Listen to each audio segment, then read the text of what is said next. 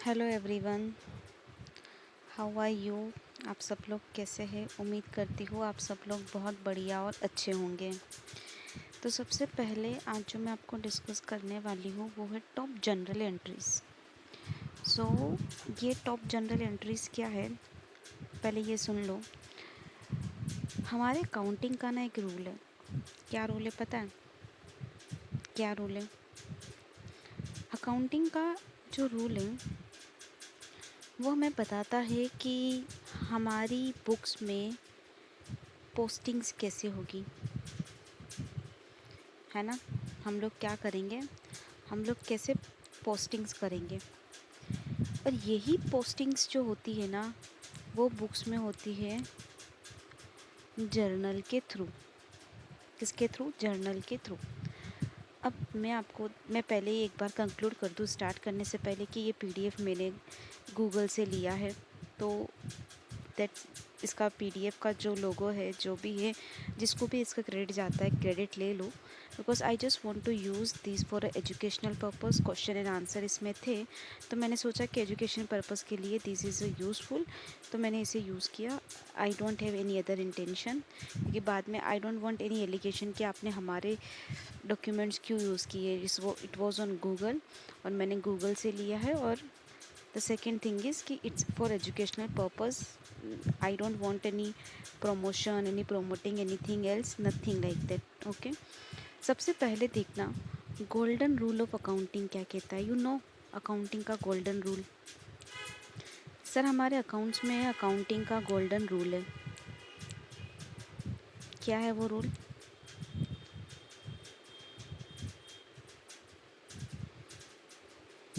तो अकाउंटिंग का golden rule जो है वो कहता है कि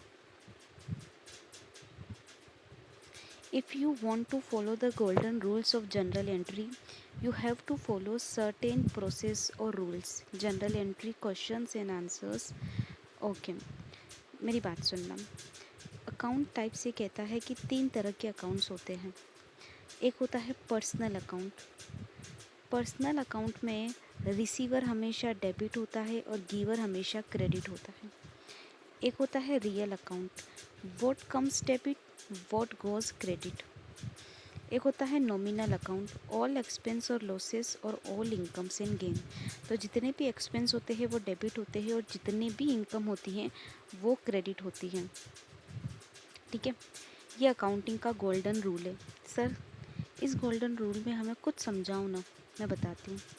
पर्सनल अकाउंट का मतलब होता है किसी पर्सन का अकाउंट। जैसे मान लो राम का अकाउंट है मेरी बुक्स में, ठीक है। अगर वो पर्सन रिसीवर है तो उसका डेबिट। सर रिसीवर का मतलब क्या होता है और गिवर का मतलब क्या होता है? सर रिसीवर का मतलब, द रिसीवर का मतलब होता है जो जो हम लेंगे, जो हमारे डेटर्स होते हैं। और सर गिवर का मतलब होता है जिन्हें हमें देना होता है, जो क्रेडिटर्स होते हैं। तो डेटर्स जो होते हैं वो डेबिट होते हैं, क्रेडिटर्स जो होते हैं वो क्रेडिट होते हैं। नाम से भी समझ सकते हो। सर रियल अकाउंट्स का मतलब क्या होता है? रियल अकाउंट्स का मतलब मैं आपको ये कह सकती हूँ, बैलेंस शीट के आइटम्स बोलो, असेट्स बोल सकते हो। जो आती है उसे डेबिट करो, जो जाती है उसे गोज़ को क्या करो, क्रेडिट करो। असेट्स और लायबिलिटी। एक होता है nominal account. Sir nominal account को आप पी&एल से रिलेट कर सकते हो। उसमें जितने भी एक्सपेंस होते हैं वो डेबिट होते हैं और जितनी भी इनकम होती है वो क्या होती है, वो क्रेडिट होती हैं। Clear it? Clear it? Now comes, एक बात हमेशा ध्यान रखना कि अकाउंटिंग का प्रिंसिपल है कि भाई अगर कोई चीज़ डेबिट होगी तो उसका रिफ्लेक्शन क्रेडिट में भी आएगा। मतलब डबल एंट्री सिस्टम से चलता है। कोई भी सिंगल एंट्री या सिंगल लाइन नहीं है अकाउंटिंग के लिए। अब मेरी बात समझना। फर्स्ट एंट्री है कि श्याम ने स्टार्ट किया है। Shyam started a business with cash 6 lakhs। अगर मैं आपको बोलूँ कि मैंने बिज़नेस स्टार्ट किया है कैश के साथ, जब भी आप बिज़नेस स्टार्ट करते हो बिज़नेस में कैपिटल इंक्रीज़ होता है और कैश जो हो जाए वो गोज़ मतलब डिक्रीज़ हो जाएगा। मैंने आपको बोला है कि अगर आप बैलेंस शीट वाले आइटम्स की बात कर रहे हो तो बैलेंस शीट वाला जो होता है वो रियल अकाउंट्स आइटम्स होते हैं।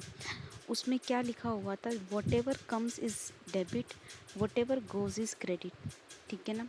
वॉट एवर यही है ना, whatever comes is debit, whatever goes out credit. Okay, और ऊपर पर्सनल अकाउंट और रियल अकाउंट और नॉमिनल अकाउंट। ठीक है, मैं आपको बहुत बेसिक सी चीज़ बताती हूँ। श्याम स्टार्टेड अ बिजनेस, तो क्या आया बिजनेस में? कैश आया, cash account debit. What second account will you credit?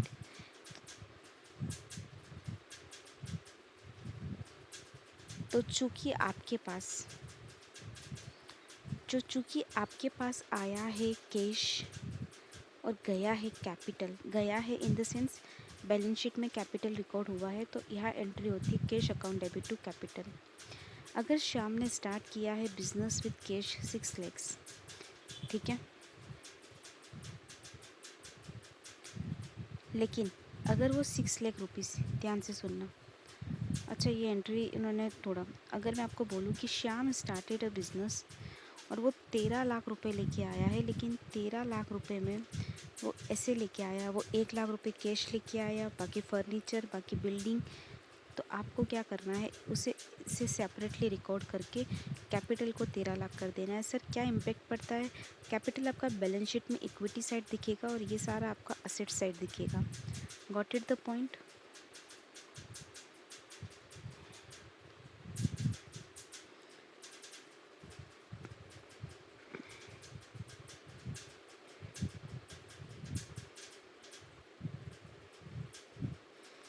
Now comes the illustrations. यहाँ अपन समझते, सबसे पहले अगर मैं आपको बात करूँ purpose of general entry for depreciation.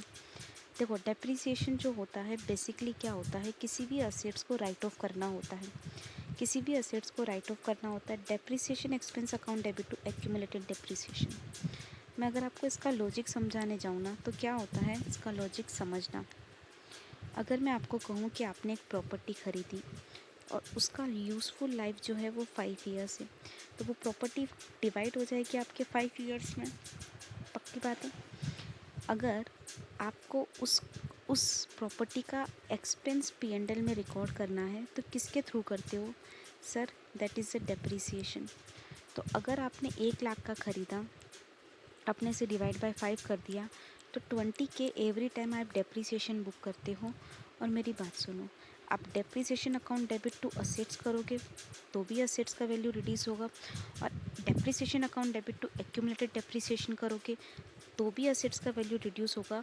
Basically accumulated depreciation जो होता है वो एंड में जाके रिवर्स ही हो जाता है असेट्स के साथ। अगर ये अभी क्रेडिट है तो एंड में ये डेबिट होके क्या हो जाता है, असेट्स जो है वो क्रेडिट हो जाती हैं। तो ये जो होती है जनरल एंट्री जनरली पास होती है, ठीक है। अब मैं आपको बोलती हूँ कि अगर बेड डेप्ट है तो क्या एंट्री पास करेंगे। देखो बेड डेप्ट का मतलब होता है कि हमारा पैसा डूब रहा है, हमारा पैसा डूब रहा है। फॉर एग्जांपल मैंने डेटर को सेल किया था, ठीक है, डेटर को सेल किया था, लेकिन अब ये डेटर से पैसा आने वाला नहीं है। तो सर क्योंकि ये डेटर जो है उससे पैसा आने वाला नहीं है, हमारा पैसा बेड डेट होने वाला है, तो हम इस बेड डेट को बुक्स में रिकॉर्ड करते हैं। तो हम बेड डेट को एक्सपेंस लिखते हैं और टू प्रोविज़न क्रिएट करते हैं purpose of the entries for bed date. या फिर मेरी बात सुनो, या फिर सीधा डेटर लिख दो। If you don't want to create a provision, सीधा डेटर लिख दो। Clear it?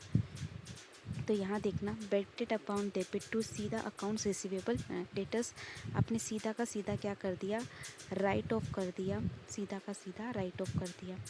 Now come on the third entry पे आ जाओ, प्रीपेड एक्सपेंस। सब प्रीपेड एक्सपेंस का मतलब क्या होता है पहले इसे समझना। प्रीपेड एक्सपेंस का मतलब होता है कि ये ऐसे एक्सपेंस है, ये ऐसे एक्सपेंस है जो हमने क्या कर दिया है, पहले ही पे कर दिए हैं। पहले ही पे कर दिए का मतलब क्या है, फॉर एग्ज़ाम्पल हमारे ऑफिस में, हमारी ये ऑफिस की बिल्डिंग में चाय आती है, हमने चाय वाले को साल भर का जो 1 लाख रुपए का बिल बनता है, वो 1 लाख रुपए, या 1 महीने का जो 1 लाख रुपए का बिल बनता है, वो पहली ही तारीख को पे कर दिया। तुमने तो पे कर दिया, लेकिन क्या उसकी सर्विस कंप्लीट हो गई? नहीं, उसकी तो मंथ एंड तक कंप्लीट होगी। ऐसे में जो आपने प्रीपेड बुक किया होता है, प्रीपेड बुक करना होता है। फॉर एग्ज़ाम्पल अगर प्रीपेड रेंट है, आपने रेंट पहले ही पे कर दिया, तो prepaid rent account debit to cash और बैंक आप ऐसे एंट्री मार देते हो। अब ये बात समझना, general entry for accounts receivable. Sir accounts receivable क्या होता है? अकाउंट्स रिसीवेबल हमारे डेटर्स होते हैं। अकाउंट्स रिसीवेबल हमारे डेटर्स होते हैं, तो मैंने इसकी एंट्री ऊपर बताई थी। जब आपको याद होना चाहिए, जब मैंने बेड टेप बताया था कि ये डेटर जिसको हमने सेल किया। Clear it? Yes sir. उसके बाद होता है अकाउंट्स पेबल। अकाउंट्स पेबल को समझना, अकाउंट्स पेबल को समझना। सर अकाउंट्स पेबल का मतलब कौन होते हैं? सर अकाउंट्स पेबल का मतलब हमारे क्रेडिटर, हमारे क्रेडिटर हमारे अकाउंट्स पेबल होते हैं, हमारे क्रेडिटर हमारे अकाउंट्स पेबल होते हैं। हम इनसे क्या करते हैं? परचेज़ करते हैं। तो सर बेसिक एंट्री बनती है purchase account debit to accounts payable. That is the very simple entry. ठीक है।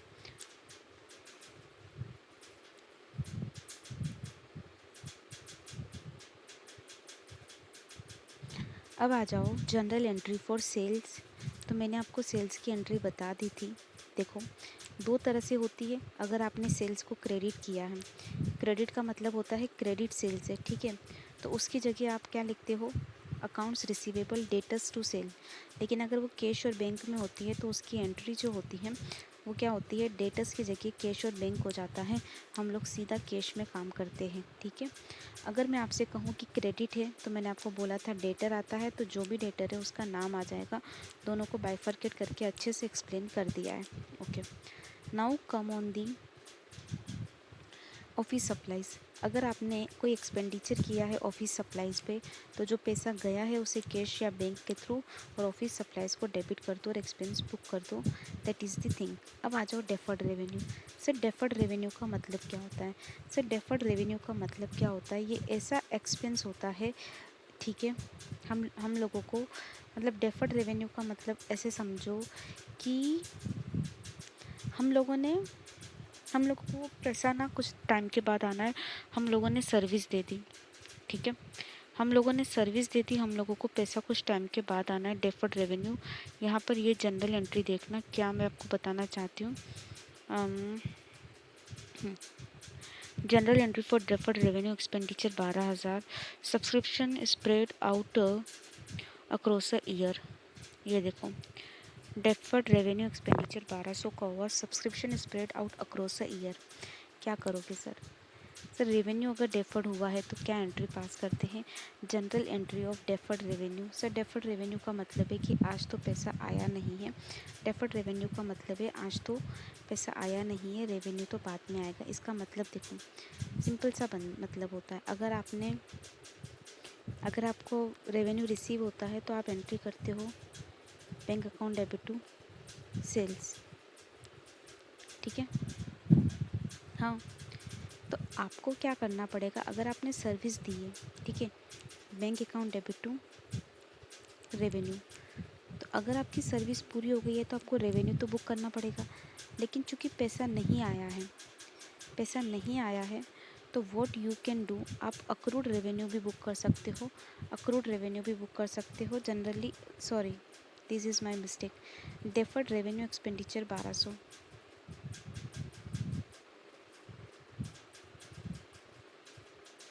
This is something strange. Recording all the deferred revenue means generating a debit to your assets and credit to all your liabilities. As all the deferred revenue is recognized, it debit all deferred revenue accounts and it's also credit all the income statement. For purpose of general entries, expenses to record accurately all the financial statement, as it will help the business to maintain compliance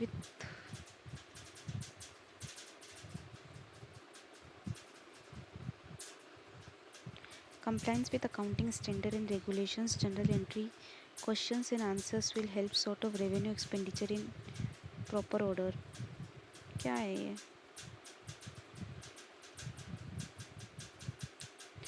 general entry for deferred revenue expenditure. तो deferred revenue expenditure हमें receive थोड़ी ना हुआ है। Deferred revenue, cash account debit to deferred revenue, ऐसा।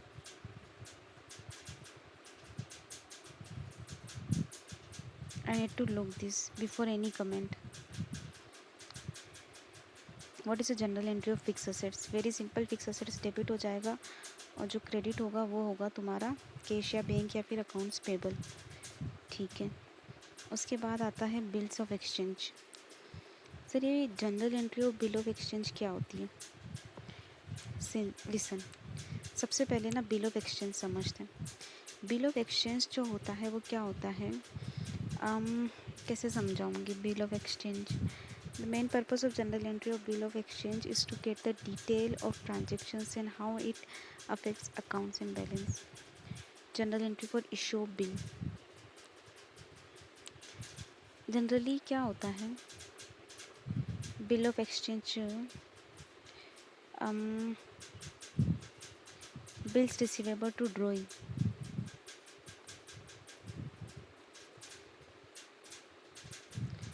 Bill of exchange ये देखना पड़ेगा, I don't have much idea about that. Petty cash तो cash, dividend. Listen, dividend declaration ये कहता है कि अगर हम डिविडेंड डिक्लेरेशन की बात करें तो जो डिविडेंड हमेशा डिक्लेयर होता है वो हमारी रिटेन अर्निंग से होता है, और क्योंकि हम लोगों का रिटेन अर्निंग का बैलेंस क्रेडिट हो जाता है, होता है क्रेडिट, लेकिन क्योंकि हम लोग डिविडेंड डिक्लेयर करते हैं तो ये डेबिट हो जाएगा और अकाउंट्स पेबल क्रेडिट हो जाएगा। That is the simple entry which we do. अब यहाँ पर देखो, debenture issued at par and redeem at par, bank account debit to debenture because पैसा आया है। Very simple. Okay, that's it.